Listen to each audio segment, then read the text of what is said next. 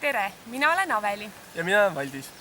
ja meie tantsime Tartu Ülikooli rahvakunstiansamblis. See on Eesti kõige vanem rahvatantsuansambel ja meil on väga vahva. Et näiteks... Ja nagu te näete, siis praegu, kuna Türkal on väga palju traditsioone, üks neist on siis iga-aastased väljasõidud. Ja hetkel me asume Noarootsis.